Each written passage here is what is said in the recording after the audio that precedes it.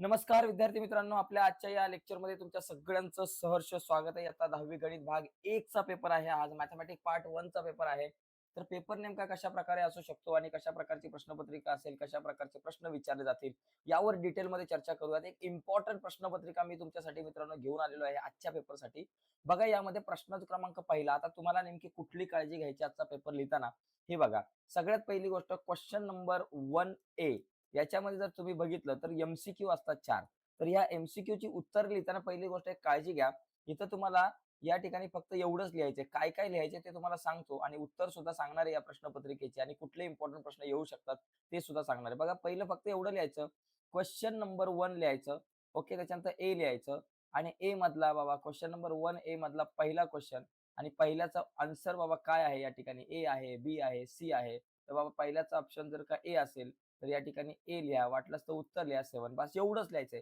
बाकी तुम्हाला हे काय सगळं लिहत बसायचे नाही किंवा हा जो प्रश्न आहे हा सुद्धा लिहायचा नाहीये. एवढं अजिबात लिहायचं नाहीये. प्रश्न लिहिण्याच्या भानगडीत अजिबात पडायचं नाहीये.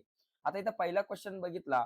For simultaneous equation in variable x and Y, dx is equal to 49, dy is equal to -63, d is equal to 7, then what is the value of x? भावा, x ची व्हॅल्यू काढायचा फॉर्म्युला काय असतो? dx upon d. आता dx ची value काय आहे? 49. तर इथे लिहायचं 49 अपॉन डी ची व्हॅल्यू 7. 7 7 जा 49, म्हणजे माझ्याकडे x इज इक्वल टू 7 आली, म्हणजे ए ऑप्शन जो आहे तो करेक्ट आहे. बरोबर. जर इथं तुम्हाला y ची व्हॅल्यू विचारली तर फॉर्म्युला येईल dy अपॉन डी. तर dy ची व्हॅल्यू काय बाबा? -63 आपल्याला दिलेली आहे आणि d ची व्हॅल्यू आहे बाबा आपल्याकडे 7 आहे. तर इथं 7 9 जा आपल्याकडे, मग -9 आले असते. सध्या आपल्याला x ची व्हॅल्यू विचारली म्हणजे a इज इक्वल टू 7, हे आन्सर तुमचं बरोबर आहे. तर एकदम सोपा मित्रांनो प्रश्न असतो.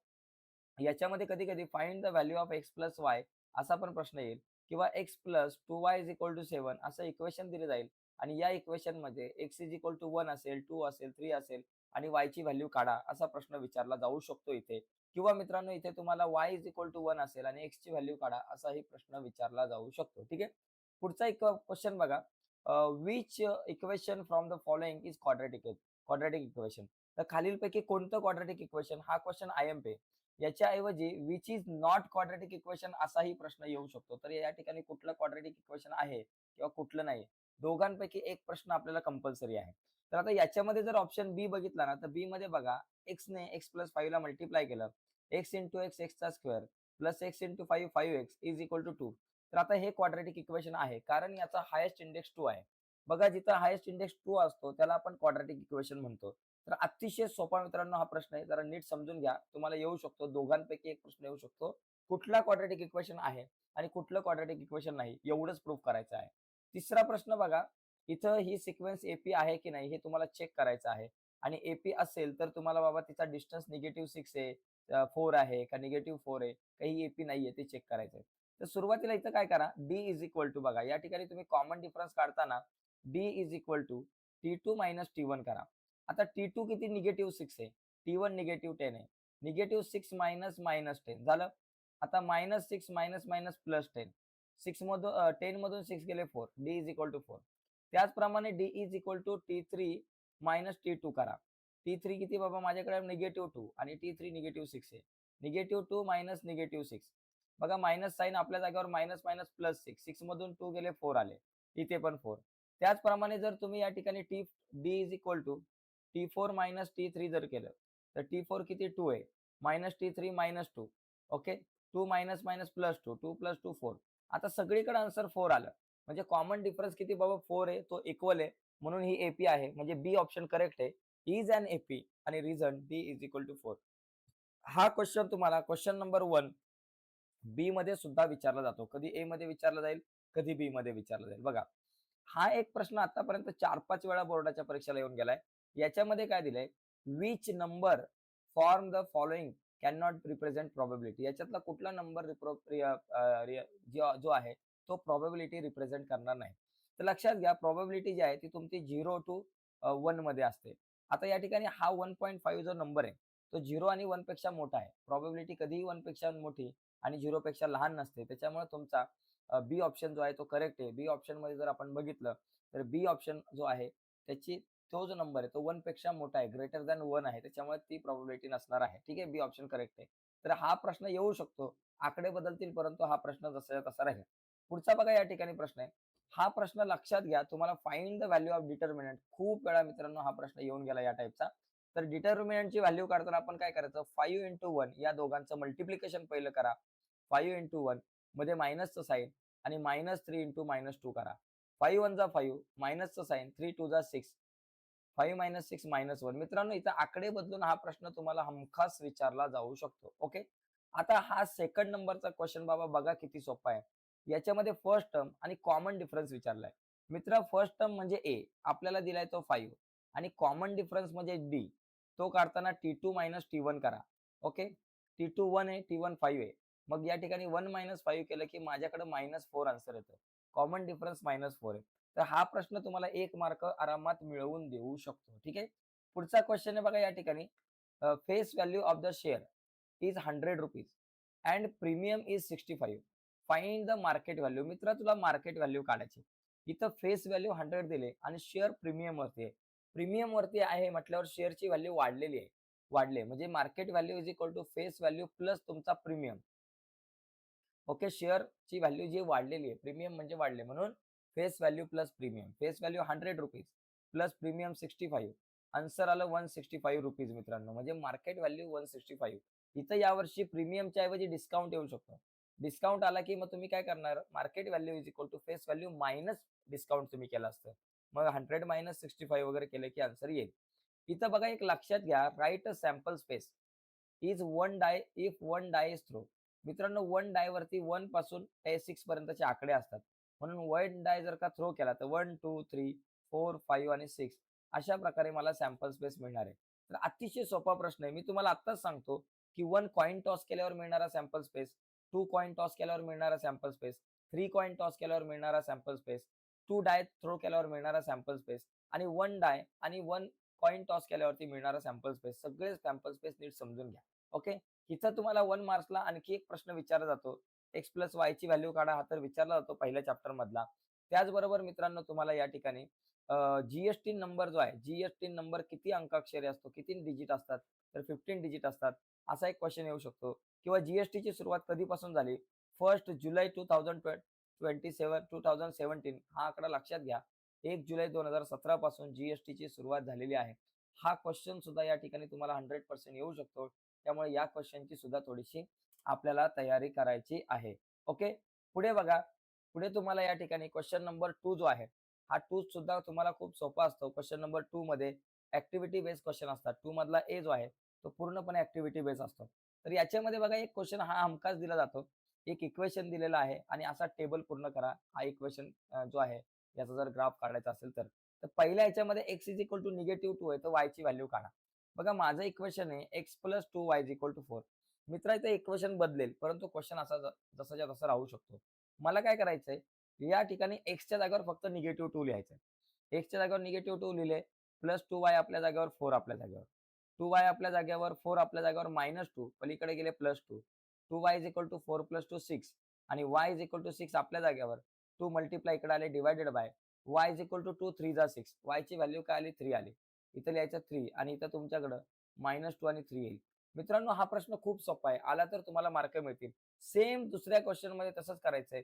तुम्हाला y इज इक्वल टू 1 दिले आणि x ची व्हॅल्यू तुम्हाला फाइंड करायची. Same equation x plus 2y is equal to 4 याच्यामध्ये फक्त y च्या जागेवर 1 लिहायचंय. x प्लस 2 इंटू y ची value 1 is equal to 4 x plus 2 into 1 2 is equal to 4 x is equal to 4 आपल्या जागेवर 2 प्लस आहे पलीकडे गेला मायनस आणि x इज इक्वल टू 4 मधून 2 गेला 2. अशा पद्धतीने मित्रांनो हा प्रश्न आपल्याला विचारला जाऊ शकतो. ठीक आहे. आणि इथं बघा सेकंड नंबरचा क्वेश्चन याच्यामध्ये determine the nature of root. तुम्हाला रूटचं नेचर या ठिकाणी तुम्हाला सांगायला प्रश्न विचारला जाऊ शकतो. याच्यात काय दिलं एकदम सोपी ऍक्टिव्हिटी आहे बघा. इथं हा प्रश्न तुम्हाला क्वेश्चन नंबर 2B मध्ये यावर्षी विचारला जाऊ शकतो या प्रकारचा. नेचर ऑफ रूट काढा. आता याच्यामध्ये बघा a ची व्हॅल्यू m स्क्वेअरच्या बाजूला काय नाही म्हणजे 1 आहे. b ची व्हॅल्यू बघा ही 2 आहे आणि c ची व्हॅल्यू 9. आता b square minus 4ac. b square म्हणजे b ची व्हॅल्यू 2 आहे म्हणून 2 चा स्क्वेअर मायनस 4 आपल्या जागेवर a इंटू c. a ची व्हॅल्यू 1 आणि c ची व्हॅल्यू 9. 2 चा स्क्वेअर 4 आला. 4 1 जा 4 4 9 जा 36 4 मायनस 36 मायनस 2. संपला विषय. एकदम सोपा आहे. बाकी बाबा ही जी व्हॅल्यू आहे डेल्टाची ती तुमची 0 पेक्षा लहान आहे. -32 हा नंबर 0 पेक्षा लहान आहे म्हणून रूट जे आहे ते नॉट रिअल आले. जर 0 पेक्षा मोठा नंबर असता तर रिअल अँड अनइक्वल, आणि 0 असता तर रिअल अँड इक्वल आला असता. एकदम सोपा प्रश्न आहे बघा. तिसरा क्वेश्चन जो आहे याच्यात तुम्हाला काय दिलं बाबा बघा.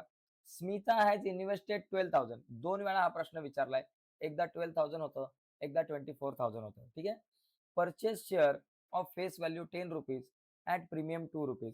म्हणजे शेअर परचेस केला ज्याची फेस व्हॅल्यू 10 रुपीज आहे आणि तो प्रीमियमवरती आहे. म्हणजे शेअरची मार्केट व्हॅल्यू वाढली आहे. म्हणजे बघा फेस व्हॅल्यू 10, प्रीमियम 2, आणि आपल्याला प्रश्न विचारलेला आहे की बाबा find the number of share she purchase. तिने किती शेअर परचेस केले हा नंबर काढा. बघा market value is equal to face value plus premium. Face value 10 rupees plus premium 2 rupees. 10 plus 2 12. आणि नंबर ऑफ शेअर आपल्याला विचारलाय. Total investment upon market value. Total investment 12,000 आणि मार्केट व्हॅल्यू आपल्याकडे किती 12 आहे. मग 12,000 अपॉन 12 किती झाले 1,000. तर हा क्वेश्चन जरा नीट बघा. या पद्धतीचे प्रश्न येतील बरोबर. पुढचे प्रश्न मी सोडवत नाही पण तुम्हाला मी सांगतो काही क्वेश्चन बघा. या ठिकाणी सॉल्व द सायमल्टेनियस इक्वेशन या प्रकारचा प्रश्न तुम्हाला येईल. या प्रकारच्या प्रश्नांची तयारी ठेवा. त्याचबरोबर के ची व्हॅल्यू काढा. हा प्रश्न मित्रांनो हमखास येऊ शकतो. इक्वेशन बदलेल, आकडे बदलतील, पण के ची व्हॅल्यू काढायला प्रश्न येईल. एकदम सोपा विषय. या इक्वेशन मध्ये फक्त के एक्सच्या जागेवर तुम्हाला 3 लिहायचंय. Find k if x is equal to 3. म्हणजे के इंटू एक्सचा स्क्वेअर म्हणजे 3 चा स्क्वेअर, मायनस 10 इंटू एक्स म्हणजे 3, आणि plus 3 is equal to 0. K into 3 चा स्क्वेअर 9. 10 इंटू 3 किती झाले negative 30, plus 3 is equal to 0. 9 into k 9k, minus plus minus 30 मधून 3 गेले 27, मायनस 27 इज इक्वल टू 0. आता 9k is equal to minus 27 plus पलीकडे गेले plus 27. K is equal to 27 आपल्या जागेवर 9 मल्टिप्लाय झाले डिवायडेड बाय, आणि के इज इक्वल टू 9 3 जा म्हणजे के ची व्हॅल्यू 3 आली. मित्रांनो के ची व्हॅल्यू काढायला तुम्हाला 100% प्रश्न येऊ शकतो. याची तयारी करा. त्याचबरोबर इथं हा एक प्रश्न आहे 19 टर्म काढा, आणि एक तुम्हाला अरिथमेटिक प्रोग्रेशन दिले. इथे मित्रांनो लक्षात घ्या 19 टर्म सोबत तुम्हाला 20 टर्म विचारलं जाईल. 24th टर्म कुठलीही टर्म काढायला विचारली जाईल, आणि इथं फक्त अरिथमेटिक प्रोग्रेशन बदलेल. हा एक तुमचा प्रश्न तुम्हाला या टाईपचा एखादा येऊ शकतो, ज्याच्यामध्ये तुम्हाला द टॅक्सेबल व्हॅल्यू दिलेली आहे एका बेल्टची, आणि जीएसटीचा रेट दिलाय, आणि कस्टमरला तो बेल्ट किती रुपयाला पडेल असा क्वेश्चन दिलाय. इथं हा आकडा बदलू शकतो आणि बेल्टच्या ऐवजी दुसरा काहीतरी शब्द येऊ शकतो. ठीक आहे. आणि त्याच्यानंतर इथे बघा quadratic equation solve by factorisation method. Factorisation method लक्षात घ्या मित्रांनो. बघा यामध्ये पहिल्या चॅप्टर मधला तुम्हाला एक्स प्लस वाय ची व्हॅल्यू काढा असा प्रश्न येऊ शकतो. दुसरी गोष्ट तुम्हाला दुसऱ्या चॅप्टर मध्ये तुम्हाला इथं डेल्टाची व्हॅल्यू काढायला प्रश्न येईल, किंवा तुम्हाला इथं नेचर ऑफ रूटचा प्रश्न येईल, किंवा दुसऱ्या चॅप्टर मधला या ठिकाणी के ची व्हॅल्यू काढायला तुम्हाला प्रश्न येईल. Quadratic equation solve by factorisation method हा एक प्रश्न दुसऱ्या चॅप्टर मधला तुम्हाला इथे विचारला जाऊ शकतो. ठीक आहे. त्यामुळं या काही प्रश्नांची जरा थोडीशी तयारी करा. आणि त्याचबरोबर प्रॉबॅबिलिटी मधला एखादा प्रश्न. तुम्हाला आता 3 मार्कांसाठी मी कशाची तयारी करा ते सांगतो, कारण जास्त वेळ नाहीये माझ्याकडं. तर तुम्हाला सांगतो मित्रांनो 3 मार्क्ससाठी तुम्ही एक काम करा. क्वेश्चन नंबर 3 मध्ये तुम्हाला कुठले प्रश्न विचारले जातील सांगतो. बघा पहिल्या चॅप्टर मधली क्रेमर्स रूल. क्रेमर्स रूलची तयारी करा. ग्राफची तयारी करा. त्याचबरोबर दुसरा जो चॅप्टर आहे त्याच्यामध्ये तुम्हाला फॉर्म्युला मेथडवर क्वेश्चन विचारला जाऊ शकतो. त्याचबरोबर कंप्लिटिंग द स्क्वेअर मेथड पण करा, पण हिच्यापेक्षा फॉर्म्युला मेथडवर जास्त वेळा प्रश्न विचारलाय. तिसरा चॅप्टर जो आहे एपी कडे जरा सध्या लक्ष देऊ नका. आणि चौथा चॅप्टर मधला rate of return rate of रिटर्नचा प्रश्न येतो. आणि त्याच्यानंतर प्रोबॅबिलिटी खूप सोपं प्रकरण आहे मित्रांनो. प्रोबॅबिलिटीची तयारी करा आणि स्टॅटिस्टिकची तयारी करा. एवढं जरी केलं ना मित्रांनो तरी तुम्हाला क्वेश्चन नंबर 3A मध्ये 3 मार्क मिळतील, आणि 3B मध्ये 6 मार्क, 9 मार्क तुम्हाला आरामात मिळतील, कारण 3च प्रश्न सोडवायचे. त्यामुळे लक्षात घ्या मित्रांनो, तुम्हाला मी सांगतो, मी ज्या गोष्टी सांगितल्या तेवढ्या करा. आता बघा याच्यामध्ये समजा तुम्हाला हा प्रश्न जर नाही आला तर इथे बघा पुढचा प्रोबॅबिलिटीचा प्रश्न येऊ शकतो. प्रोबॅबिलिटी करा. त्याच्यानंतर इथे बघा तुम्हाला हा प्रश्न आला, क्रेमरचा रूल बोललो होतो. हा प्रश्न आला, फॉर्म्युला मेथड. बस 2च सोडवायचे. बाकी काय आवश्यकता नाही. मग जमलं तर हा तिसरा प्रश्न पण सोडू शकताय, आणि हा स्टॅटिस्टिक मधला प्रश्न केला तर हा पण येईल. आता 4 मार्कांसाठी काय करा सांगतो. क्वेश्चन नंबर 4 मध्ये तुम्हाला पहिला चॅप्टर, दुसरा चॅप्टर, तिसरा चॅप्टर आणि 6वा चॅप्टर या 3 चॅप्टर मधून या 4 चॅप्टर मधले प्रश्न येतात. पहिल्यातला ग्राफ आला तर लय भारी काम होईल. ओके. आणि दुसऱ्यातला तुम्हाला वर्ड प्रॉब्लेम येईल, आणि तिसऱ्यातला एखादा प्रश्न येईल. माझं असं मत आहे की 1.4 करा. या वर्षी 1.4 मधला एखादा क्वेश्चन 4 मार्काला किंवा 3 मार्काला येईल. आणि 6 चॅप्टर जरा नीट करा, कारण 4 मार्काला प्रश्न येतो. बघा इथं बघितलं, हा क्वेश्चन तुमचा दुसऱ्या चॅप्टर मधला आहे. हा क्वेश्चन तुमचा एपी तिसऱ्या चॅप्टर बघा बोललेलो तिसऱ्या चॅप्टर मधला येतो. आणि हा जो प्रश्न आहे तुमचा स्टॅटिस्टिक मधला आहे. मित्रांनो बघा या प्रकारचे प्रश्न जे आहेत मित्रांनो तुम्हाला येऊ शकतात, खूप सोपे असतात. त्यामुळे या प्रश्नांची जरा चांगली तयारी करा. आणि ते इथं बघा 3 मार्काला तुम्हाला बोललो होतो हिस्टोग्राम म्हणजे स्टॅटिस्टिक मधला प्रश्न करा, हिस्टोग्राम आला आणि इथं हा जो प्रश्न आहे तुमचा लिनिअर इक्वेशन मधला आहे. तर मित्रांनो आजचा पेपर एकदम सोपा असणार आहे. तर ही प्रश्नपत्रिका तर आपण बघितली आणि अशाच प्रकारचा आपला पेपर असेल आणि नक्कीच तुम्हाला आजचा पेपर खूप सोपा जाईल, अशी अपेक्षा आहे. तुम्हाला सगळ्यांना बोर्डाच्या परीक्षेच्या हार्दिक शुभेच्छा. धन्यवाद मित्रांनो. बाय सर्वांना.